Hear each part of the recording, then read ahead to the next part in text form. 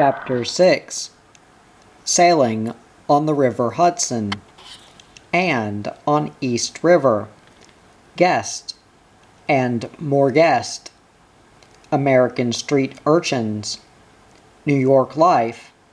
Long Island Sound. We make ready for sea. West of Newfoundland Banks. Across the Western Ocean. We run before the wind into the English Channel. Dover and the Red Cows. The North Sea in November. Back in Denmark. Father went every day by train into the town, and he was so tired from running about all day in the busy town that he could hardly walk when he got back on board, for his shoes didn't fit him, and he couldn't get any lectures arranged. On the whole, it would be better for us to sail the Monsoonin into the town. Finally, we decided to sail up, and the best place to sail to was New York's big yachting club, where we had been allowed to lie. It was right at the end of 26th Street, and here there lay plenty of millionaires' yachts. On Wednesday, August 14th, about 7 o'clock in the morning, we weighed anchor, set sail, and started off. All went well for a while through the Narrows, and we saw the beautiful and famous Statue of Liberty. From the sole of its feet up to the torch, it is 151 feet high, and the long finger alone is 8 feet. If one put it on a pair of scales, it would weigh 450,000 pounds, or 225 tons. 40 people can easily get into its head, and the torch alone can hold a dozen. That was a bit about the Statue of Liberty, and now I will sail on. The current was with us, but the wind against. Just before lunchtime, we sailed under a giant bridge which is built of iron, and we were going to pass under 2 more like it, but we hardly managed to get under the second one, because now the current was running hard against us, and there was almost no wind. We did get under, however, but then the current drove us towards a pier, so that we almost broke our bowsprit, but only a light screen and a pane in the lantern broke after all. When we tried to sail on, there is a huge traffic in New York, and not least on East River. The current dragged us against another pier, and we broke the starboard cat head. That is the thing from which the anchor hangs, and breaking it was worse than the other things. It would be expensive to repair. We tried now to sail away from this pier, but instead of going forward, we drove back under bridge number 2, and the whole way back to bridge number 1. There we drifted in between a pier and a boat, which was filled with rubbish and filth. Then we moored our ship, and decided not to try and sail any more that day, for the current was furiously strong and against us. We were going to have guests in the evening, but we didn't think they could find us. They did, however, and Father's American translator, Miss Colburn, and Miss Froderstrom, who is Danish, came on board. Miss Colburn is a very nice lady of about 58 years of age. She loves the sea, and she told us that when she was 10 years old, she once hid on board a full rigger, and if she hadn't been discovered, she would have been taken to China as a cabin boy, although she was a girl. Unfortunately, the skipper discovered her before they got out to sea. Next morning we cast off the moorings and again tried to sail, but we didn't even get to the second bridge because the current had turned round and was hard against us. Now we drifted in between a pier and a ferry with a train on board. We saved ourselves by the skin of our teeth, for the bowsprit almost bumped into one of the carriages, but luckily nothing was broken. We lay there for a while and collected ourselves, and then again tried to get out, but the current was too strong, and it couldn't be done. Then a USA tug came along, free of charge. It wanted to take us away for nothing. Of course we said, yes please, as it didn't cost anything. However, several more accidents were going to happen, for misfortunes never come singly, as the saying goes. The tug came alongside too late, for the men on shore whose job it was to cast off our moorings were drunk, and they cast off too early, and we started drifting full speed ahead, with the current towards a sharp pier. The tug hurried after us, but she had put on too much speed, and with a terrific crash and a terrible shaking, she ran her stern straight into our starboard side by the main shrouds. The rail broke, and there was a terrible mess. At last the tugboat got hold of us and jogged away with us. It didn't make matters any better that she was bumping and crashing against us terribly hard.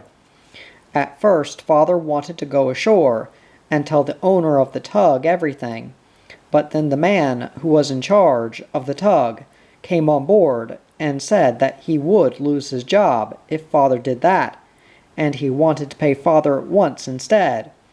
Father got $40, but the man in charge first had to go round to his crew and borrow money. Then he took Father with him upon the captain's bridge, and said that it would be better if Father took charge himself. Father did that at once, and after that everything went all right.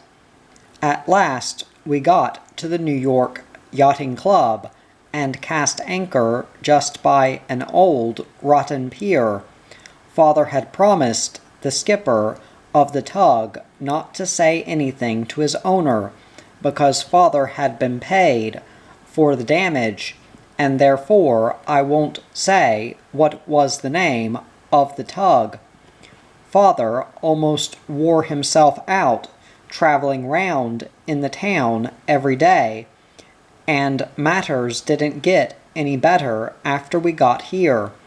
One day I went ashore with Father, and he bought me a new knife, for that day he had succeeded in arranging for a lecture.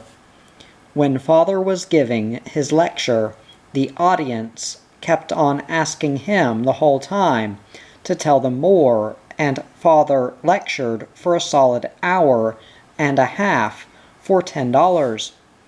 It took a long time before things at last began to look up a bit for us, and in the meanwhile we worked hard. We painted the WC inside, caulked the deck, and did many other things. At a pier right opposite to us lay the ship, the floating hospital. Every day it sailed out to Sandy Hook, and back again, carrying several hundred poor children, so that they should become strong and healthy again. And they got heaps of milk and sandwiches on board.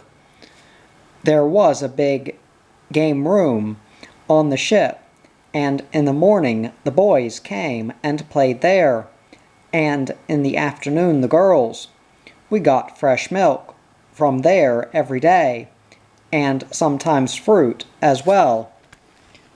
Soon we became such good friends that we were invited to come on a trip with them. The first time Mother Jan Tur and I went, the weather wasn't so good, and therefore we sailed up the river. where we saw the house the captain lived in, and we also saw, what do you think? We saw the bark in which Beard went to the South Pole. Wasn't that splendid? I talked a lot with the captain, and he was so nice, and he was a Norwegian. Many of the crew were also Norwegians, and they were also nice. On another day, when the weather was fine, I went with them alone. That day we sailed out to Sandy Hook. On the ship, they also had 26 little babies, and the nurses and doctors sometimes came over to us in the evenings. One of them lent me a fine English book with poetry in, and another one took me to the cinema. Not many days after, we got to the New York Yachting Club. The floating hospital ceased to sail, because it only sails for 2 months in the year and is kept by millionaires. Not far from us lay a 3-masted bark, the Aloha.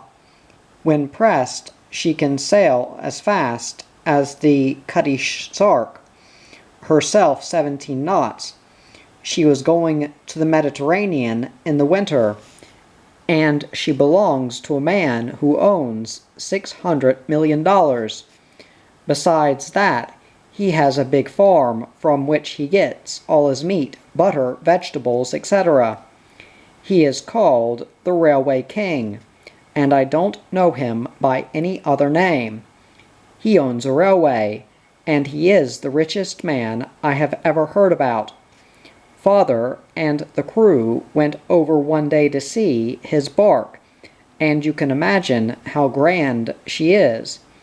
Inside, she is done up in the old Viking style, Father told us. There are runes carved in the tables, and so on, and everything is very fine. There were also many other yachts, but they are all motor yachts, and they aren't worth much, for the crew has almost nothing to do except polish brass. And yet they get free clothes, washing, food, and lodging, and between $80 and $100 a month. In the evening of August 17th, the hospital ship was still sailing then. One of our friends, a nurse, came over to us with a box of toffees, colored Ch6, and a fine cake, with candles and tiny pointed candlesticks on needles to put into the cake. They had asked Jan how old he was, and Jan had said 8 years tomorrow, and now they came with birthday presents. Next day it was Jan's birthday, and that day we had cocoa made with milk. Yum yum. I gave Jan a hammer and an ever-sharp pencil, and Father and Mother gave him a fine sheath knife. To get a knife for Jan, which was better than a jackknife, and one for me, we had to walk round several shops in the town, for they only had pocket knives and plain expensive jackknives. In the evening, when Jan was in bed, 2 of his good friends, 2 grown-up men, came with parcels for him from Father's publishers on 4th Avenue, the Century Publishing Company. There were chocolates, nuts, toffees, fruit, and so on. He got altogether 14 presents on his birthday, and most of them came from people we didn't know at all when we came here. When people ask me if I like New York, I always answer that I cannot stand big towns, and least of all New York. We went about too much, and the town is full of coal smoke, and so on, and all that gave me a headache and a bit of a cough. And the heat was also oppressive, because the air was damp. But by now, we had got a bit used to New York, and these things didn't worry us so much. On Sunday, August 31st, we were going with a very nice Mr. Birch and his wife, who was just as nice, and also a famous singer, to visit a Danish man called Frank Nielsen, and his wife, and son, and 15-year-old daughter.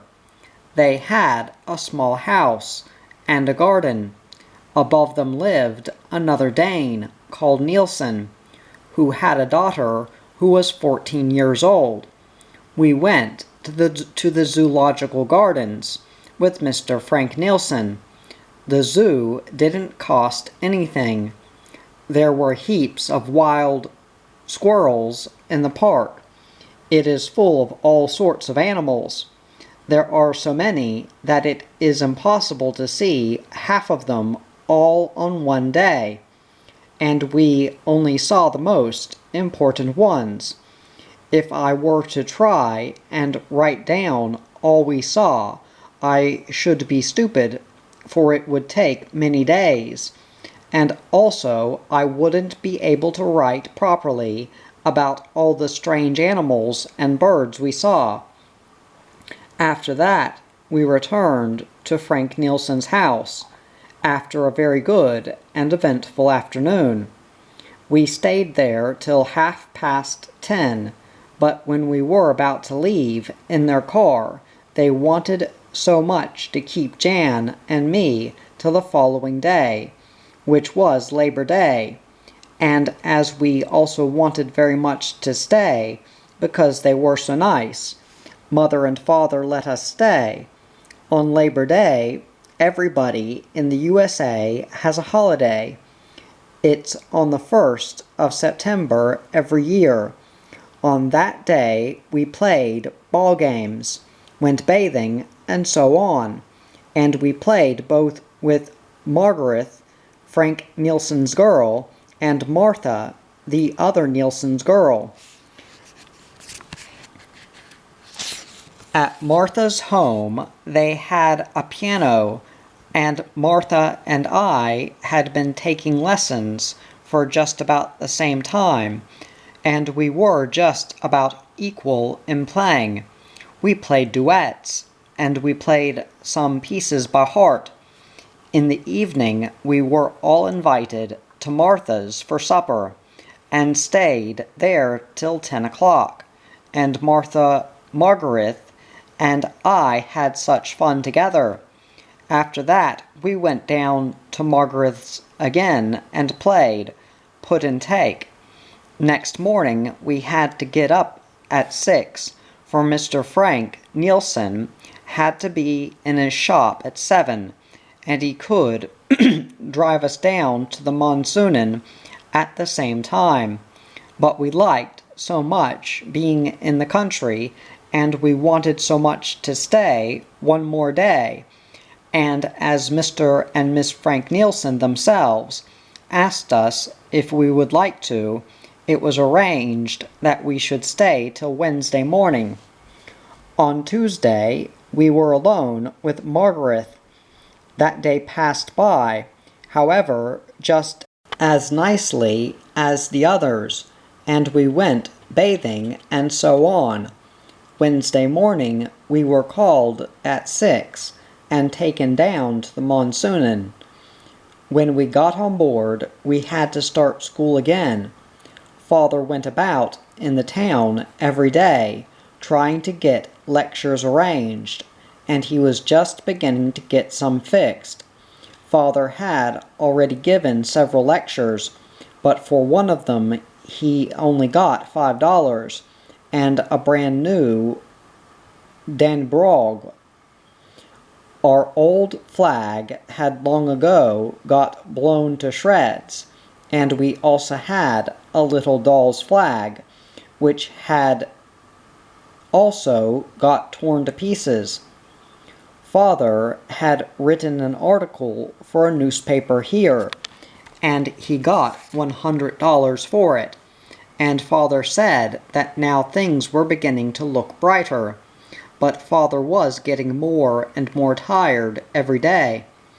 On Friday morning, when I was starting to write an essay, Martha and Margaret came and wanted me to go with them to the 10-cent store. I was allowed to go, and first of all we went up to Mr. Frank Nielsen's flower shop and had lunch, and then we went to the store and I bought a pen wiper. From there we went back to the flower shop and had coffee and cakes, and after that we went to the cinema. We saw a love film which was called Woman Everywhere, and also a funny film played by Mechanical Dolls. After that we saw a proper children's film, which made me laugh the whole time, so that one almost split. We didn't split, however. Miss Nielsen gave me some hair ribbons and a big bouquet of flowers for Mother. They all came home with us in the evening, for Mother and Father had invited them, and there were also a lot of other ladies and gentlemen. That evening I was allowed to stay up, and the guest didn't leave till midnight. Every day there were a lot of filthy and cheeky street urchins on the pier, and they swam in the filthy water, where lavatories and a lot of other things empty themselves.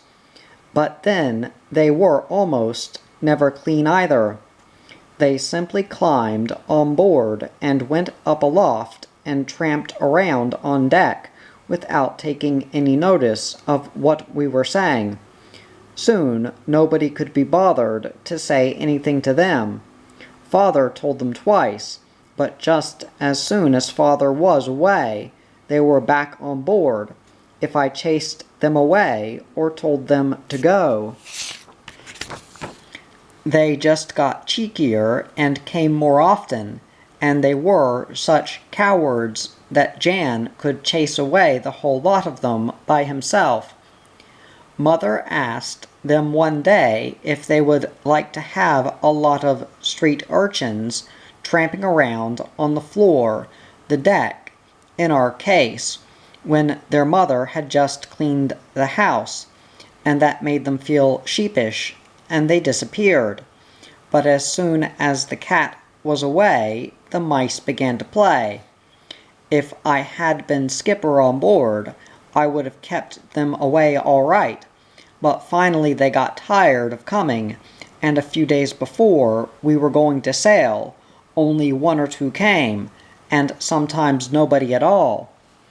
We had got to know some nice Danish people, the poet Carl Christian Jensen and his wife. One lovely summer afternoon they came on board and brought a Norwegian with them called Carl Soyland. Father wasn't at home, but Mother was, and we had a very nice time. But within a few minutes the sky became black, and the lightning crashed around us. It turned into a proper squall, and in spite of our 2 anchors we started to drift. Jensen and the others had to come up on deck, where it was hailing hailstones as big as the thumbnail on a grown-up man's hand. When Jensen came down, he was as wet as if he had been for a bath. Soon after the sun shone again. Carl rowed over with a line to a pier, close to which we lay, and then we had to get the ship warped into the pier. We had drifted several piers away, and you should have seen the guest, and everyone on board, except Mother and Miss Jensen, hauling away. Even Tur, the tiny tot, helped to pull.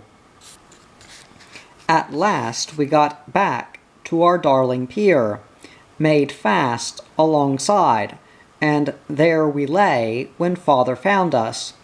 One day we went to visit the poet Jensen and had a very nice time. And we had lunch in their big lovely cellar, which looked like a hall of knights of olden times. We went to such a terrible lot of places that I can hardly remember them all. We were at both ends of the town, and we also saw many strange things, but one gets tired of going about such a lot, and I was pleased because we were soon going to sail. September 11th was Father's birthday, and the cook made him a very fine birthday cake, with such thick cream to go with it that it turned into butter when he tried to whip it. September 13th, we all celebrated in our thoughts, for it was on that day, a year ago, that the Monsoonen sailed from Denmark. Mother was very busy.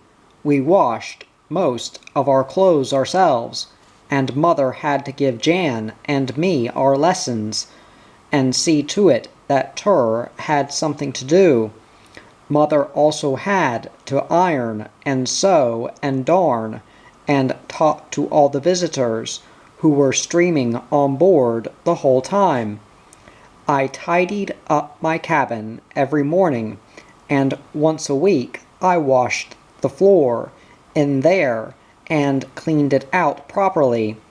It was no use asking Mother if I could help her to wash, or something like that. Mother only answered that I had enough work to do with my lessons, and that was true too. Max wanted to leave us in New York, and as he couldn't get it arranged, he was bad-tempered the whole time, and did nothing properly. On Saturday, the 20th, we went to visit Mr. and Mrs. Boogalund, Danes who lived on Long Island. Mr. Boogalund had mended our winch and our rudder chain, and he helped us with many other things. How nice they were! It was a lovely day. Jan Tur and I went with Mr. Boogalund down to a big flying field, where we saw about 10 aeroplanes. We had a lovely time at Boogalund's. They were so amusing. We had stewed apricots with whipped cream, and I was allowed to lick the cream jug. When we thanked them for the meal, Mr. Boogalund wouldn't shake hands with us, but said, "Say it to my beloved." Now it would be lovely to get out to sea again. Father had given 10 lectures, but had not earned as much as from one lecture in Buenos Aires, and that was the only money we earned here in New York. On Tuesday, September 23rd, Father Jan and I were up in the Chrysler Building. All the granite which is in the building has come from Norway, and everything dazzled one's eyes, so that one could hardly open them. First, we went into a lift, which went up to the 57th floor. There we changed into another, which went right up to the 71st floor. Not till we were up there did we get to know that the Chrysler Building is really 77 floors high. We couldn't get up any higher, but we were already very high up, so high up that the motor cars and the people looked like elephants. Those are tiny little beetles which one gets in Brazil. They have a little trunk, and that is why they are called elephant. We have a lot on board, but they do no harm. We could see the Monsoonen and many famous places in New York where we had been. Everything looked so small, and we could even look down on the Ch6 building, which is very high, but when the Empire State Building is ready, we shall have to look up to it. Everything was splendid, and on the ceiling were painted stars and comets. The whole building is made of iron and cement, and something else which can't burn.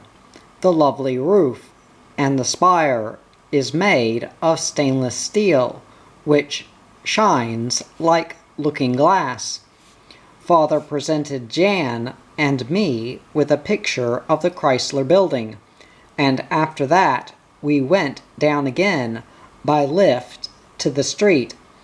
It was a queer feeling being down again before returning on board. After this good long trip, we went into a big building, which is called the News, and saw a huge globe which was slowly turning round. We also went into another building, and right up 20 floors. There they print the biggest yachting paper in the world, and it was in this paper that Father's article was printed. I was given some pretty pictures of ships by the editor and a lady. We were going to sail on September 25th.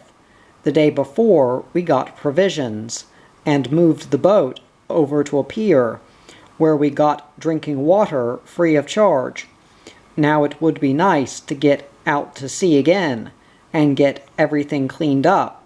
But before we sailed, Father's American translator, Miss Colburn, was to come on board. We were going to lie in Long Island Sound till October 1st and make ready for sea. The provisions had to be arranged on deck and stowed away, and you can't imagine how we were looking forward to getting out on the lovely blue and peaceful Atlantic again. Some time ago, we had got a lovely big new mainsail. Father had had it made cheap by a Norwegian in the town. I thought it was dear, but I don't understand these things very well.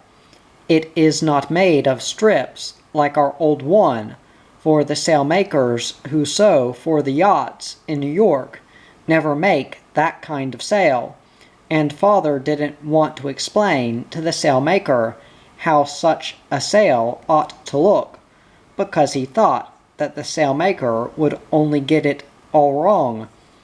Our new mainsail fitted very well, except where foot rope and leech lines met.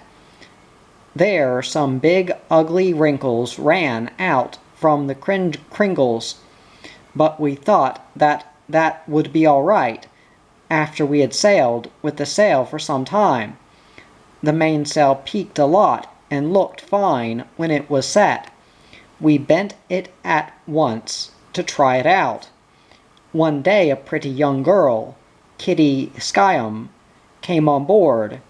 She gave Jan, Tur, and me an orange each, and $10 to share. She also gave Jan a box with pencils, a pen, and nib, a rubber, paints, and so on. I got hankies, and Tur a small bucket, and a spade, and the bucket was full of boiled sweets. Now we had a Danish-American cabin boy of just the right age, 15 years. His father and mother lived in New York, and he was going to visit his grandmother in Denmark. His name was Sigurd Olsen, and I was sure he would be a good cabin boy, although he had never sailed before, because at home he had learnt to scrub floors, wash up, and so on, and he was so nice. Some time ago, Father had bought a film camera for $35. It used to cost $75. Father had also bought 3 films, and finally he went ashore and bought Mother a new deck chair. The old one was quite in bits, and several times when Mother had been lying in it, she suddenly found herself lying on the deck instead. We had lashed it all together and patched it up, and in the end we had put brand new canvas on it, but now it wasn't any good at all anymore. In the evening a lot of guests came to say goodbye, and we received a lot of invitations, but they were no good to us, for we sailed the next morning, September 25th, at 11 o'clock sharp.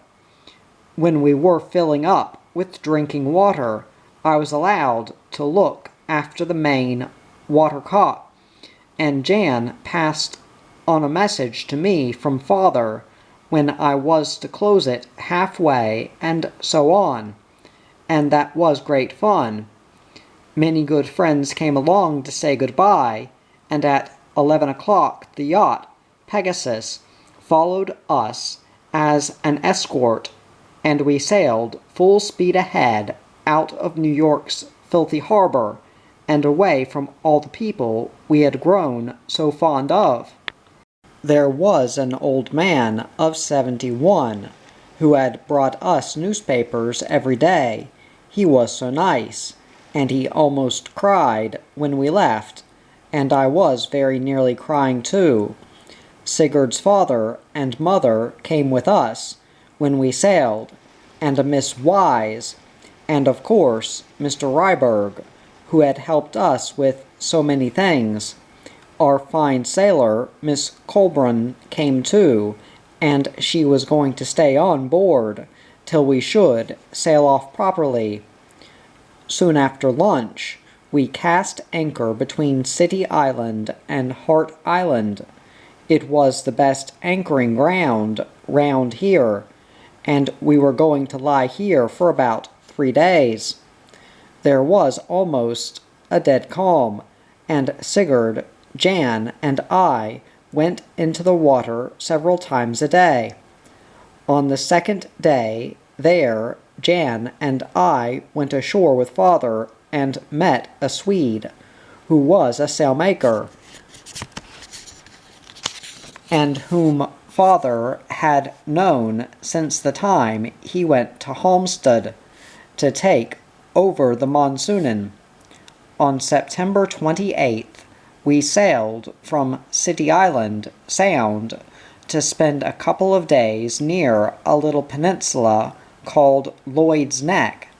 There we were going to visit the authoress Estrid Ott, her husband, and their 3 little girls. They were living in a house right in a lovely big forest. Mr. Knox, Estrid Ott's husband, was manager of a millionaire's estate. We let go the anchor just outside, and before we had taken the sails down, we saw Estrid Ott with her husband and all the kids standing on the shore waving to us. We jumped at once into the boat and fetched them over, and soon after we were all sitting on the deck of the Monsoonen, each with a plate of soup in his hands. When we had finished eating, it was arranged that Father, Mother, Jan, Tur, and I should go with them on shore. Jan and I ran around in the forest and played at robbers and Red Indians. We climbed to the top of the biggest trees, and altogether had a marvelous day. Next day we were going to sail, and as Estrid Ott and her husband very much wanted to sail with us a bit, we took them with us to Stamford, a little town on the other side of the Sound. From there they went home by a ferry. Miss Colburn also had to go ashore here, for from Stamford our way went to Copenhagen, and she didn't want to come with us so far. First, however, Miss Colburn had to change clothes, for on board she went about in shorts, sailor's blouse, sun hat, and bare legs. Next afternoon at 2 o'clock, we sailed from America bound for Denmark. Many of the things I saw in New York seemed to me marvelous and beautiful in their way, but they were nothing compared with the breakers at Ascension, the rollers on the blue Atlantic, and all the real thrilling adventures we had had. Father and I have decided, however, that when I am grown up, we will make a lecture tour in the United States. At 2:30, we were once again out in the Sound, with all sails set, and when we were going at a good pace, Father and Christensen jumped into the boat with our film camera, and Father filmed the Monsoonin when she was coming towards them in full sail. As soon as they were on board, we hoisted the boat and lashed it fast, for now we were sailing out into the Atlantic Ocean, and it was autumn weather. Next morning, when we couldn't see land any longer, we saw a Coast Guard cutter, which came hurrying towards us. No doubt they thought that we were smugglers, and quickly came right up to us. But since we sailed on calmly, they probably realized they were mistaken and went on their way. Now we were on our way to Denmark, and hoping to make a record voyage. But just wait, and you will hear what happened. When we got out into the open sea, we were met by a headwind, and the day after we ran into a storm. If only the wind had been favorable, it would have been marvelous with that storm, but of course it had to be a headwind. Nevertheless, we thought that we should soon get a favorable wind, for at this time of the year there is nearly always a west wind blowing across the North Atlantic and the North Sea. The barometer fell and the wind got stronger, so that we had to reef. The wind was getting stronger and stronger, and every 5 minutes we looked at the barometer. Luckily Sigurd was only seasick for 2 days, but Mother was very ill. We others weren't seasick, only a bit uncomfortable the first day. On that day I didn't have any lessons, but then the school had closed down, as Mother said. The worst thing about school was when Jan had to practice good handwriting, for that wasn't so easy. Sometimes the ink pot fell over, and the ink was spilt all over the book, so that it looked like the sea on a map. Mother was always longing for fish and fish rissoles, and for that matter we all did, so it was a pity not one of us really knew how to catch fish. But the nice Alfred knew what to do. He invented many new dishes.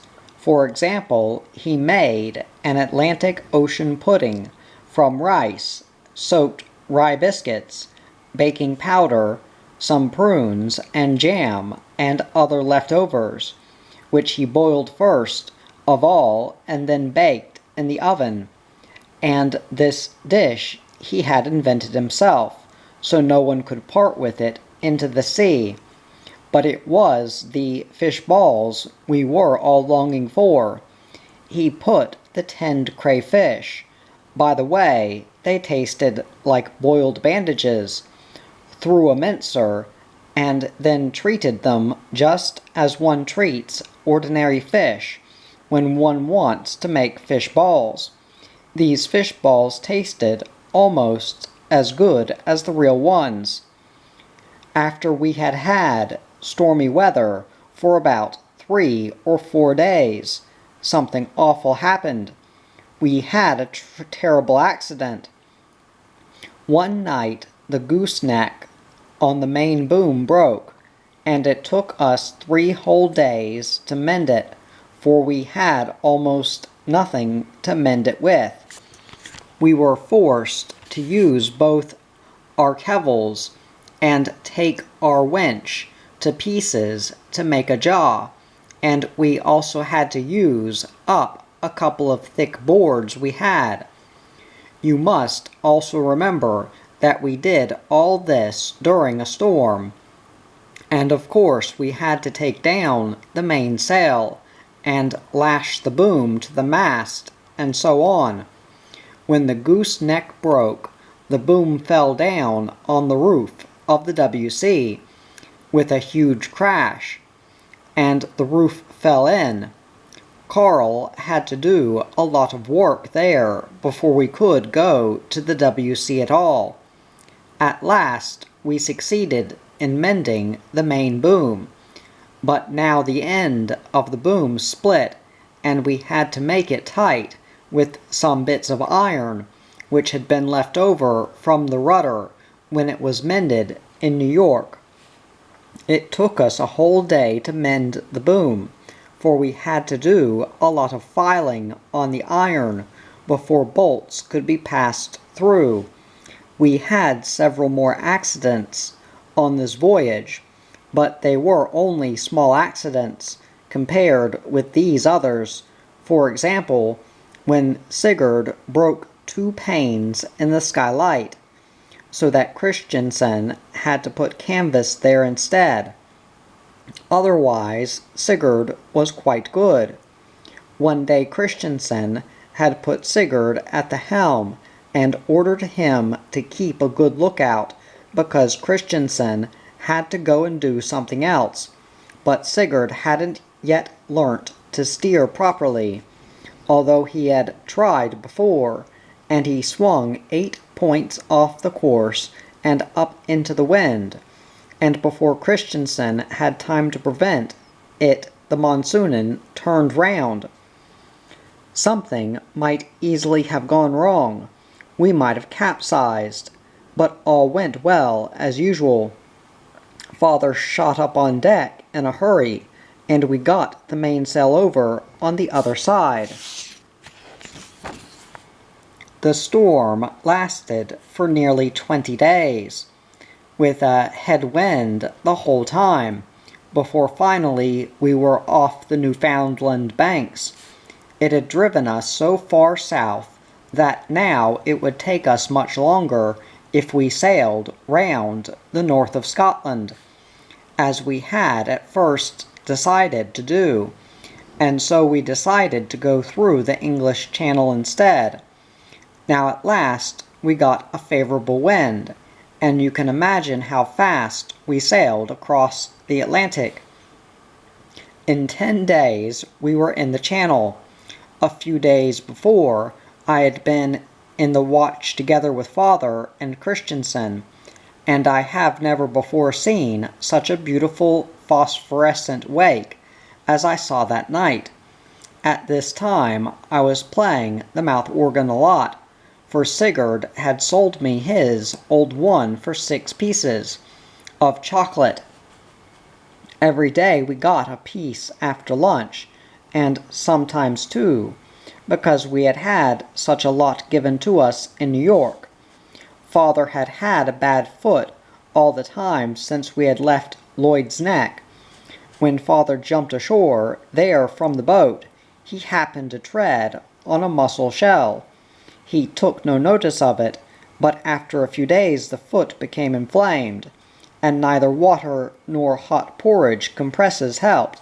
It got worse and worse, and we thought there must be a piece of mussel shell sticking in his foot. The stupid thing about it was that Father used to take his bandage off when he went up on deck, but Father couldn't wear both bandage and sea boots at the same time. After 30 days sailing, we were just outside the Channel, according to Father's calculations, and we were all waiting excitedly, as all sailors do when they are going to catch their first sight of Europe for ages. In the morning, Jensen sighted land, and we went up in the rigging like one man. Yes, there was land, plain enough, and one could see the tall white lighthouse which rises up above one of the Scilly Isles, and is called Bishop's Rock. We couldn't help being pleased, because the voyage had gone so well. Now there was only 1,000 miles left to Copenhagen, and those we didn't count. In my heart of hearts, I was very sad that day, though, for that was the last day we saw the Atlantic. The day before we saw land, we were taking soundings all the time. The first time we took our soundings, we got 102 fathoms. We were therefore almost at the 100 fathoms line now, and Father didn't need to take the sun any more, for we could sound our way along and find out sufficiently well from the chart where we were. The day Jensen discovered land, Father said to Mother immediately after lunch that he thought Jan and I ought to have a holiday from lessons, because all sailors had a holiday from lessons when they were running before the wind into the channel for the first time for ages. But Mother wouldn't give way. Father tried all sorts of ways, but nothing helped. Finally, Father sent a message that when Noah's Ark was running before a spanking southwesterly wind into the channel, all the animals were given a holiday from school. That Mother couldn't resist. Jan was excused from scrawling in his exercise book, and I from swatting German with my poor brain. In the night, Jan, Tur, and I were going to hold channel watch, but it was blowing so hard that Father only called me, because he thought that I at least must be allowed to see the Eddystone Lighthouse, which was almost a beam of us. When I came up, I asked Father if I might be allowed to stay up for 2 hours of the middle watch, and I was allowed to do that. At first we saw a lot of trawlers and steamers, but as the wind freshened to a real storm, the steamers and trawlers disappeared, or hove to, and hoisted 2 red lanterns as a sign that they couldn't steer in the rough weather. With all sails set, we flew on wings, and it was real sailing. Finally, we were forced to take in the balloon jib and the topsail and reef the mizzen. I also saw Land's End, the Lizard, and other points, but of course it was only the lighthouses on these points which I saw, because it was pitch dark, and every now and then the rain came pouring down. I kept watch from 12 o'clock till 2 with Father and Christensen. The wind got stronger and stronger, and the weather was steadily getting worse. It was a proper channel gale. We ran before the wind with close reefed mainsail and staysail, and the barometer fell 40 millimeters in 24 hours, so that one might have thought there was an earthquake happening somewhere. We had only a board knocked out of the bulwarks aft, and that wasn't worth talking about, compared with the high seas and what might have happened. There was plenty to do on deck, and the crew and Father were dead beat. They hadn't slept much for the last 48 hours, because it isn't all play to run before the wind in the channel in such a storm. We were now almost right opposite Dover, and decided to sail into this port and wait for good weather, for Father said that there was a storm blowing in the North Sea from the northwest and north, and there was no point in going out there and wearing ourselves out, and having the monsoonin spring a leak. First we sailed past a small town called Folkestone, and there it was very beautiful with high cliffs. We saw several trains, which went straight through the cliffs for a long way. When we were abeam of Dover, we saw in time that there was a wreck lying in the east entrance to the harbor, so we had to sail through the other entrance, but we had to wait a bit, because the current ran strongly out to the North Sea, and we had a following wind, so we tacked once out into the channel, and lay there for some time, tacking till the current grew less strong. Out there we could see the French coast of Calais, but not very clearly, for it was very cloudy, real channel weather. When we came in again towards Dover's high moles, we were sailing fast, and we almost flew round the mole, but then it suddenly took the wind away from us, and we had an exciting moment. But we cleared it, and half an hour later were riding safely at anchor in Europe again. Half an hour later the authorities came on board, and they opened their eyes very wide when they heard that we had come from New York. They told us that if we had come the day before, we wouldn't have recognized Dover, for the high moles which surround the harbor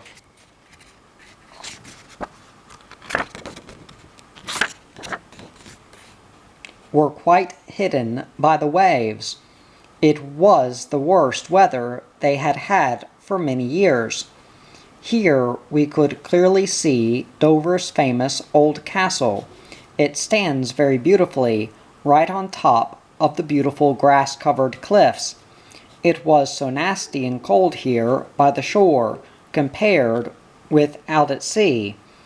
Down in the stern we had an old tiled stove in which we made a fire, and now we all went there to warm ourselves and get out our clothes dried, for there was no stove in the saloon, and most of our clothes were dripping wet. The same evening Father, Sigurd, and I went ashore to buy some things, and Father also bought cakes, for in the evening we were going to celebrate because the voyage had been good, and the crew were going to get some whiskey, or whatever we might have left in the way of drink. We went to many funny places, and everywhere they said, "Oh, isn't it cold?" But we joked with them all, and Father said, "Do you think so? I don't think so, for when one's heart is warm, one doesn't feel the cold," or something else funny. We were so pleased, all of us, and told them where we came from, and so on. And we also told them that Sigurd was a poor, overfed American, whose life we had rescued by taking him to sea, away from all the American cakes, with whipped cream and cinemas. Finally, we came to an ancient-looking shop with second-hand books, and their Father wanted to try and get a pilot's book for the South Atlantic. The man and woman who owned the shop were such nice old people, and Father started talking with them. While they were talking, Father suddenly said to the old man that he could swear that he was a Swede, and he turned out to be one, but he hadn't been to Sweden for over 30 years. While they were talking in the back of the funny old shop, Sigurd and I chatted with their little daughter, who had fair curls and was 12 years old. Sigurd was just about to light his pipe, and when the girl saw Sigurd's matchbox, which she thought looked strange, she asked me at once, "Do you speak Swedish?" and I answered that I was Danish. We both thought it was funny that we should be almost fellow countrymen, and we spoke a lot together, and I got to know that she was called by the Swedish name Blinda, and that she was named after an old full rigger her father had sailed in. At last we went back on board. On our way home we saw a lovely painting of the Cutty Sark running before the wind into the channel in a stiff breeze. We would very much have liked to buy it. It only cost 7 shillings, but we couldn't afford it. In the evening we celebrated properly, and it was decided that we should go up to the old castle the next day. But next morning Father saw that the wind was good, and that storm warnings had been hoisted. Father therefore told us that if they said storm from about south, we should at once row back on board and sail. When we came up to the little house where they had the weather reports, Father saw that there were chances of a storm from the south. Sigurd, Jan, and I were very fed up because we couldn't go right up to the castle, but there was nothing to do about it. Before we went out on to the mole and hailed the Monsoonen, we went into the town and bought fresh meat, vegetables for soup, and other things. After that we walked out on to the long mole and hailed the Monsoonen. The mole which runs round Dover Harbor is about 10 meters high. Soon after, Christensen and Jensen came and fetched us, and within an hour we were outside the moles in the North Sea, sailing under full canvas with a favorable wind. When I got up in the morning, we were lying in Dover Harbor. There was frost over everything and ice on a bucket of water which stood on deck. The same morning, Father told me at breakfast that a red cow was lying moored astern of us. I asked if it was dead, but Father laughed and explained that a red cow was a ship, a sort of barge with red sails, which is used as a cargo boat on the Thames. A whole lot of the red cows came into Dover, and they were great fun to look at. They had a sort of spirit sail, which was very big. When we had sailed for a while along the cliffs at Dover, and were steering past the light ship at the southern end of Goodwin Sands, we saw a Danish steamer, and that was the second one we had seen hereabouts. When we had got a good way out, we saw another Danish steamer, and came so close to it that Father and the skipper on the Ficaria, as she was called, could shout to each other, and they had also known each other before. We were now in the month of November, and the trip across the North Sea was going to be a really thrilling one. At any rate, down by the Dutch coast, and the last bit along the coast of Jutland, and through the Skagerrak and Kattegat. As we expected, we had to reef several times, but sometimes we had such fine weather that Tur could steer, although he was only 4.5 years old. Sailing across the North Atlantic, Father had taught Tur to steer, for one day when Father was going down below, Tur said, "I can easily steer while you are away." Father only told him, "The little black point in the compass box is the ship. When the ship moves away from the triangle on the compass card, where it says east, you only have to turn the wheel so that when the ship moves to the right, you turn to the left, and if the ship goes to the left, you turn the wheel to the right." Tur understood it already, before father had said even so much, and he often steered for us across the North Atlantic. Mother could steer too, but she wasn't so good at it, because almost the only times she had steered was in the trade winds.